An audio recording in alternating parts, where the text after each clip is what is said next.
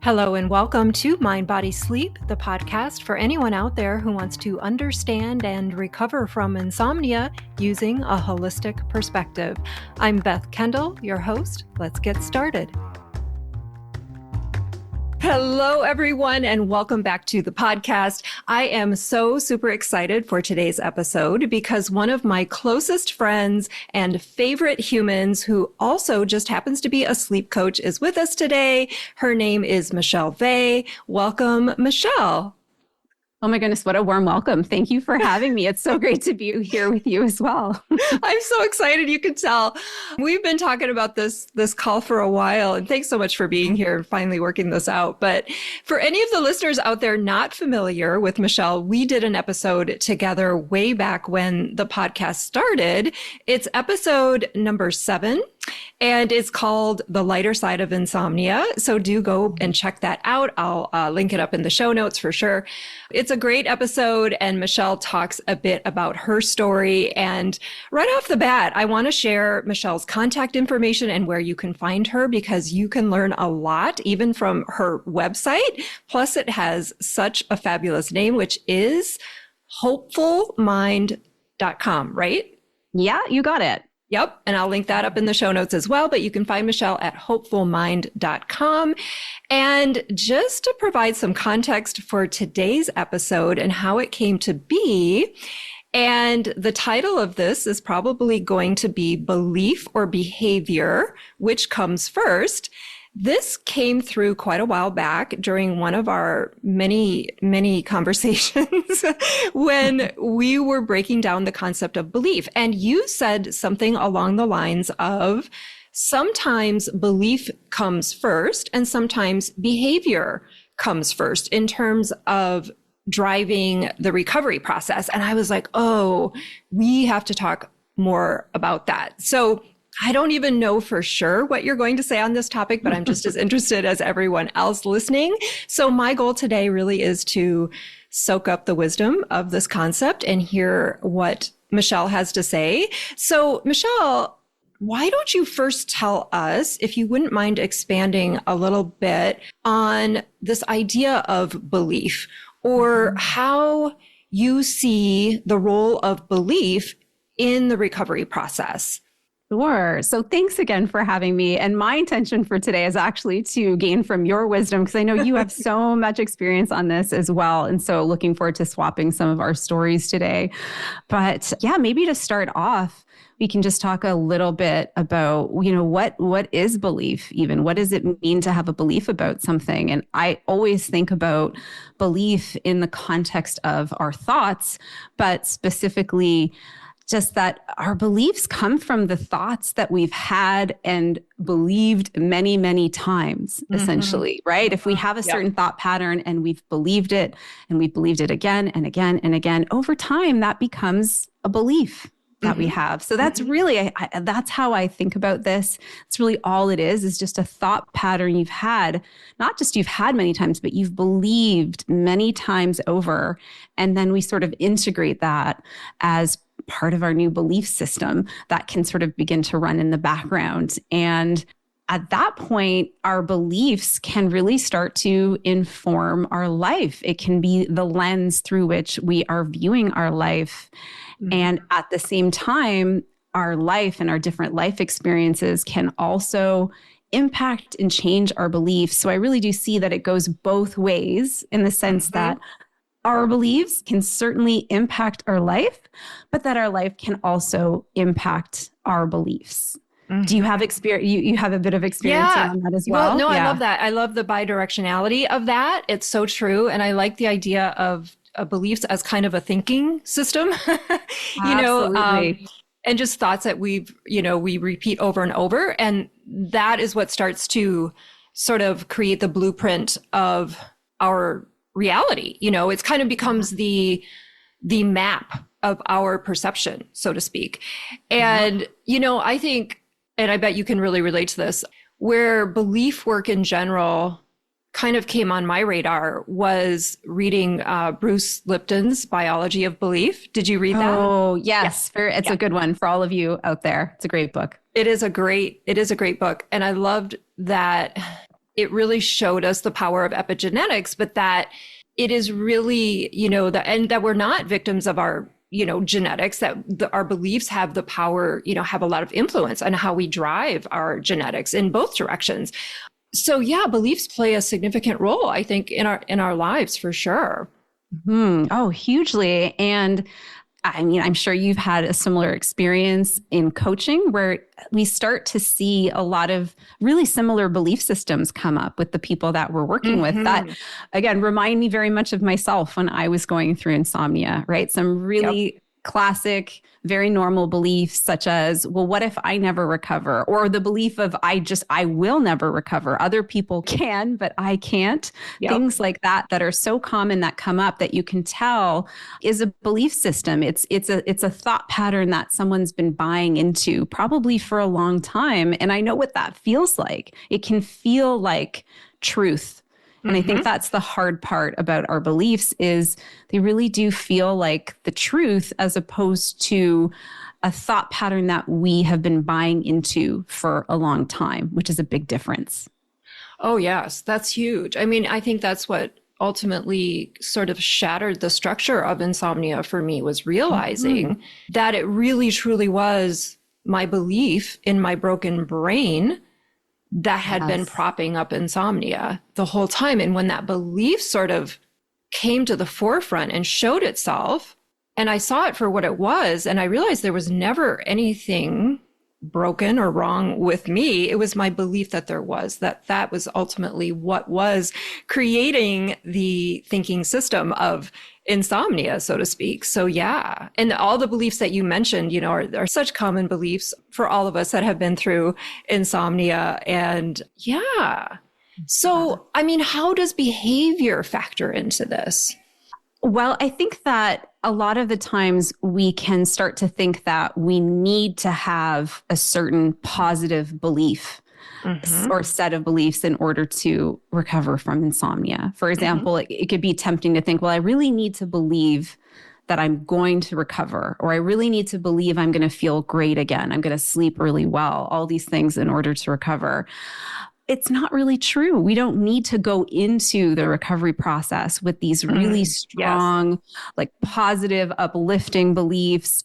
And that's okay. So if we have limiting beliefs going into it, that's all right. And it's really because our own behavior can really start to shift our beliefs. Essentially, it can start to even poke some holes into some of the belief systems that at the time we believe as truth.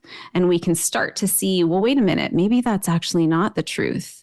Maybe that's just something I've been holding on to for a long time. And so behavior can be this really great, almost like backdoor way to start to challenge our existing beliefs and to start to open the door just a little bit, like a crack, and let some light in so that we can start to question them, or they can even start to just fall away on their own. So one phrase I really like is act greater. You can act greater than your beliefs. And I know you and I talk a lot about the concept of, beginning to live life again as part of the recovery process, in the sense that we want to start to move towards the things that feel important and meaningful for us again at a pace that feels okay for us. And a lot of the times that means starting to do certain things before maybe we believe we can, if that makes sense, right? So for example, we might not believe that we can go to work before we're fully recovered and sleeping well, or we might not believe that it's okay to socialize in the evening unless we've slept really well, things like this. And such a big part of the recovery process is starting to gently challenge some of these things by going ahead and actually doing some of these things. Again, maybe not all at once, but at a pace that feels okay, so that you can start to see, wait a minute, I just did the thing I didn't think was possible. And then that can really be a big part of shifting a belief a little bit, or sometimes allowing it to just fall away completely. Yes. Yeah. Yeah. Oh, that's so true. I think the first introduction I had to that idea, it might have been from DNRS, which was think bigger than you feel. Oh, I love that. Or maybe it was Joe Dispenza. Somewhere along the way, I remember hearing that. But you're saying act bigger than the belief. Is that what you said? Act Yeah. greater. Yeah. Greater than the belief. Yeah. Same thing. Really the Yeah. same exact thing. Yeah. Yes. I think that is a great way to start separating. I think when you're going through insomnia, we just unconsciously fuse everything or attach everything to sleep and allow that to sort of like drive, everything else in our life. And it is starting to take those little incremental steps that would be called behaviors and start like disproving our capacity, so to speak.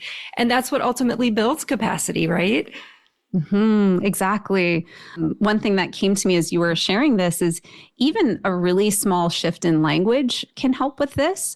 So even, for example, if someone is saying the belief is, for example, I can't do this Right. until I sleep well or until I recover. Even starting to phrase that to yourself as I choose not to do this or I Yes. won't do this without even acting or having a new behavior can actually start to create a shift just by changing the language you're using with yourself from I can't to I choose or I can't to I won't. Yes. Yeah. Yeah, that's so good. That's so good. I'm really relating to this idea so much because I think in my personal experience, I've had both ends of this where the behavior nudges the belief and then Hmm. the belief like organically leads to different behaviors. And for the first, it was really coming out of chronic illness. I was living in that world and just so had so many beliefs on the whole experience, just like so many. And I had to do the behavior first. I Yeah. had to start nudging myself into things like doing more or living life or focusing more on joy. Or, I did a lot of visualization, starting to reconnect with good feelings again, engaging in different types of information and things like that. And that ultimately is what led to a belief system that was more aligned with what I wanted.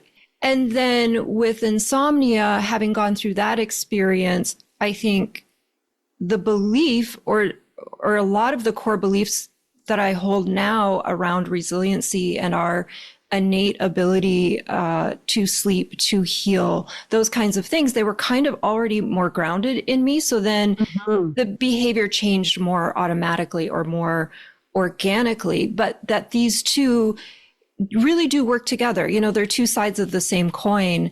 And I love that you're really reminding us that you definitely don't need to have these perfect beliefs to recover from insomnia. And I remember people asking me, well, how did you believe that you would ever get better, or how did you believe that? And it wasn't that I believed it, but I did believe that it was possible.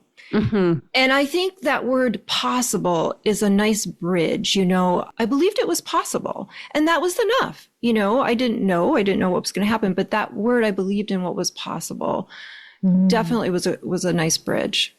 Oh, I love that. I have a very similar story, both Oh, with chronic health issues, because we both have a yep, past with those experiences and with yep, insomnia and having both.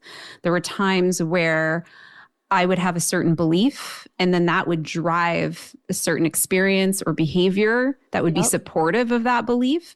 And other times where no, it wasn't really there, but I was able to take certain actions that could help create either a new belief or help maybe a really limiting one fall away a little bit. And Hmm. so having both experiences, I think is helpful to see and allow it to go in both directions. And I just like you, I think with my insomnia recovery for that part, it was the same. I went from believing, I will never sleep again. Hmm. I am broken, all of these types of beliefs. I carried those for years. And when I began to understand what was really happening, what was really driving this, it was the belief that recovery was possible, right? The belief that I'm not broken. It's possible that I'm not broken. So that shift into more possibility is really, really significant. And then for a lot of other elements of recovery, as I was thinking about this a little bit before we connected, a lot of it was really going from the behavior to belief, a lot, because I had a lot of beliefs around just things I couldn't do because of my sleep. And there were just so many of them. And so things like, again, socializing in the evening, going to events, travel. A big one for me was working. An even bigger one was just the ability to feel remotely safe and okay, and just a sense of well-being, all these things. So I had really, really limiting beliefs on all of those things. And it was sort of like a little bit of baby stepping into acting, taking some action, right? Acting greater than I was feeling. And over time, allowing that to, again, gently challenge those really limiting beliefs, let them start falling away. Going in each direction was like equally valuable, if that makes sense. So if it's okay to not have a belief in place, it's really okay, because you can really start working with it in a totally different way. And I would say as well, just the idea of, well, are you open to something being possible? Yes. That's a question I ask my clients all the time is, are you open to a different possibility? And that alone is really big. Even if you're open, 3% to a new possibility, that is everything. Yes. Yeah. Yeah, it'll bloom from there, It will. In whatever way it's supposed to. Exactly. Yeah, it will. It really, really will. Yeah. Oh, this is so fascinating.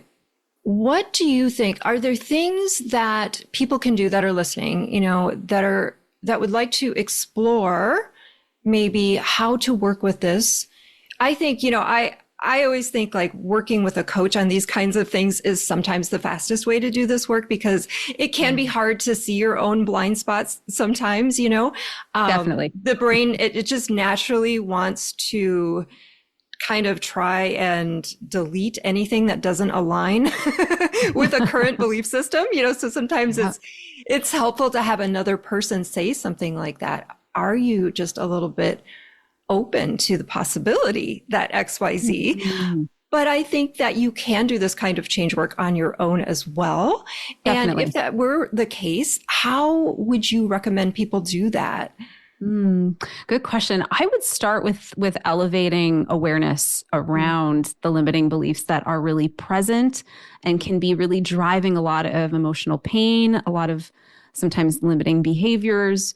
And so one question I may ask a client around this might be, what sort of narratives come up for you, right? Either right now, if they're going through a difficult time, or if you're not in a difficult time right now, think of a time where you were, and what were some of the narratives that came up that your mind was telling you, right? Some of the classic ones are, I'll never recover. I'll never sleep again. I'll never feel okay again. Things like that. But there could be many others, right? I can't function at work unless I sleep. That's a big one for a lot of people. So many different ones. So you could start by asking yourself, what comes up for me when my insomnia is present? What is coming up? And through having that intention of seeing that, even if you don't know how to answer this in the moment, that's okay. It will come to you essentially. If you're asking the question, you have the intention that you would like to see it, you will start to see it. Yes. And you will start to see these narratives coming up. And it really helps to shine a light on them. Essentially, you're kind of taking them out of the darkness, sometimes of your subconscious, you're bringing them forward. I was thinking the same thing. This is really, you're taking them out of the unconscious and putting them into the conscious awareness. Right. Which of course is not a fun thing. And so a lot of the times I will encourage people, let's write this down. Let's write down what's coming up right now. And And so you can end up having a bit of a list in front of you sometimes, right? And that can be like, holy cow, look at all this stuff. And I know that the next temptation could be either to judge yourself for this or to feel overwhelmed of, oh my gosh, there's so much here, or it's all so negative. Like I'm never going to get out of this because look at all of my really horrible limiting beliefs, but it's okay. It's normal. It's normal to have a list. It's okay. Yep. And very similar to how we approach insomnia as a whole and anxiety as a whole, instead of wanting to really go to war and fight the beliefs, sort of how do we get rid of them? Yeah. Instead, I love people to actually connect with, well, how does it feel? How does this feel when you look at this or if you read this? So connect with almost that emotional undertone that's there. And also send these beliefs a little bit of love. And I know that can be a tough one, but really all these beliefs that we have that we're carrying around that feel so scary and limited, they all just represent a part of us that is very scared or maybe very angry, very sad. It could be. We're all a little bit different, but they just represent that part of us that's in pain and is really feeling uncertain about the future. And so the idea of trying to fight that or, get rid of that or something like that, well, not only does it not work very well, but it doesn't feel good. It just feels like going into more resistance against our own, our own pain, our own thinking pattern. And then it tends to just hold on longer. So that's why I like to bring up this idea of, okay, can we send some love to these beliefs? Can we be with them in a more loving way? And there's sort of different ways to do that, but I thought I would share that general concept of, instead of fighting and judging, yes, can you view them through the lens of some love and compassion for yourself, and know that that is actually going to be a really helpful part of letting them fall away on their own. Yes. Yeah. Oh, I agree so much with that. I think that alone changes the association or the charge of the belief, Absolutely. Just having that compassion, or even, if compassion doesn't feel accessible, even I think the act of writing, that sort of brain dump action, which I still do to this day often. Same. Yeah. Same. It does create some distance, and it also just a little bit of neutrality, It's like, oh, isn't that interesting that this belief and this belief and this belief. And then if you can even move that a little bit into that kindness, like, oh, isn't that just interesting that I've developed this, from whatever I've been through, to have this belief is a lovely way to start transmuting it. Oh, it is. And such a good point. You don't have to go nearly as far as love. That's not for everybody. Yeah. That's okay. Yeah. You don't need to go that far. I wanted to share that in case it resonated, but you're right. Just the act of having some more awareness, really bringing it out more, out into the light, onto the paper, is going to be so helpful. And viewing it with an attitude of, isn't this, okay, interesting. This is what's been running in the background, or this is what I've been choosing to buy into. Right. This idea of, I've been choosing to buy into this, maybe not even entirely consciously, but if you switch it into, wait, I can choose not to buy into this. Right. Right. And I love that because that's one of the things that helped me so much getting over both illness and insomnia. And for you as well, I know, is this idea that we do have that ability to choose, that we do, our beliefs are malleable, they're changeable, and we can work with them. Even as stubborn as they feel sometimes, we can still work with them. And I love that we can sort of choose, is this something that I want to believe, or is there somewhere else I could go with this that feels, more in the direction of where I want to go in my life? Oh, exactly. And just that, it doesn't mean necessarily that the belief is gone in that moment. Right. Oh, yeah. Right. It's more about it opening. It can take time. Well, you know what? I find sometimes it can be really fast, and other times it can take time. So it can go either way, because I have certainly had moments where beliefs have shifted in an instant. Yep. And then I've had other times where they've really clung on longer. Yes. But the act of being more aware of what's there, looking at it differently, having a little bit more compassion, especially if it's if there's a lot of resistance and fight towards it, right? Loosening that a little bit can just soften the relationship with that belief just enough that it starts to lose a bit of its power. A little bit more, a little bit more, a little bit more. And then over time, it sort of just, it can dissipate on its own, essentially, without us having to specifically go after it, so to speak. And I think I think humor is the fastest way to shift your perception on a belief, or I don't know. I find anytime I can laugh at because my brain can get really it's a very interesting place. But I find that humorous now, whereas most of my life, I think I was beating myself up, judging myself, looking for things I was doing wrong. And now I'm just much more apt to say, well, that's just my brain sometimes. But humor is a good way to work with beliefs as well. And I was going to say, do we want to talk about, just the other day, we were talking about those 2 questions we ask after a belief a lot of times in our coaching calls. Yeah, let's do that. So this is a bit of a different approach. There's no right or wrong way. I think we're just sharing some different ideas. So this isn't like you must do everything. No, exactly. Not at all. Just different ideas, since we're all a little different and different things resonate. So we were talking about asking some questions when beliefs pop up. And one of those questions is that you can ask yourself at any time when you notice you are maybe in the belief of a very limiting belief. You could ask yourself, well, is this absolutely true? Yeah. Is this absolutely true? And I know that it may feel really true, but do you have evidence that this belief is absolutely true? A lot of the time, most of the time, the answer is no, because so many of our beliefs are future focused, right? I will never recover, for example. Yeah. Can you know that is absolutely true? Do you have evidence for that? And none of us really do. Yeah. So it's not about minimizing the pain of that belief or, anything like that. It's just a gentle inquiry into, wait a minute, what if this isn't 100% true like I'm assuming it is? Yes. Yes. Yeah. Yeah, that's a good one. That's a really good one. And what about behaviors? Do we want to talk about ways we can shift with that? I know that's so individual depending on how they're experiencing insomnia, but were there ways maybe that you did in your journey to work with the behavior aspect? That's a good question.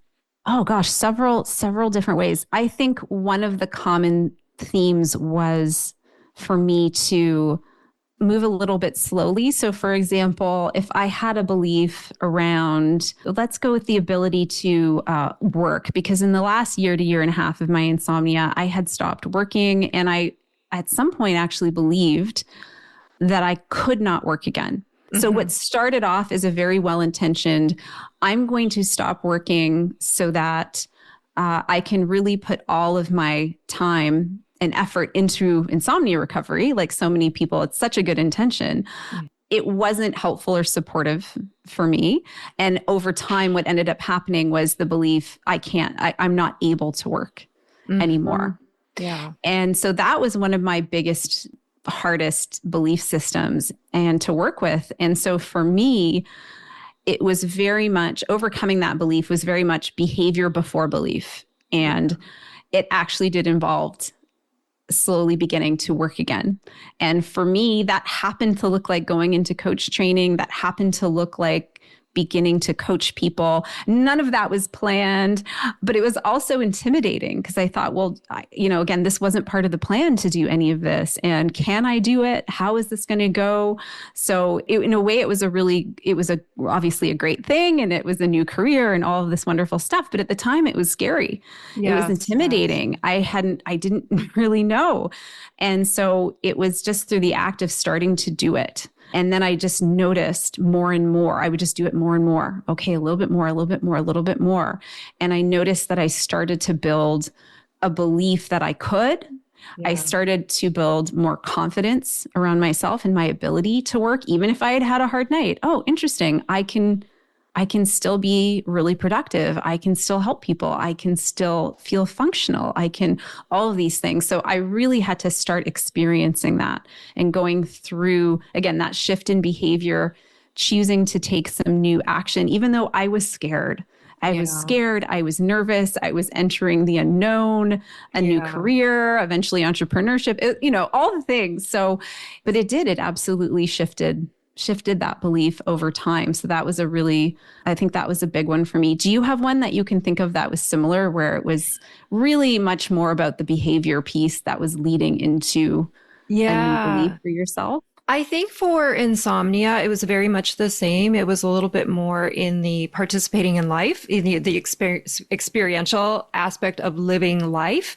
And it wasn't, my sleep wasn't necessarily great during those times, but I think it was the act of engaging with life and doing the things that I had kind of been putting off or always sort of working around my sleep, just starting to dip my toe in the waters of doing those things in a very gentle way. I wasn't into, I always say, suffering is not required in this process in any way, but just starting to just push the boundaries of what my mind was telling me and thinking, I don't know about that.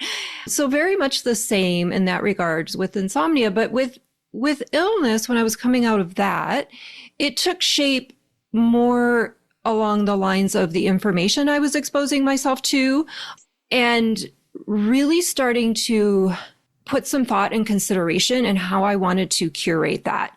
What were the inputs I wanted to create the belief systems I wanted?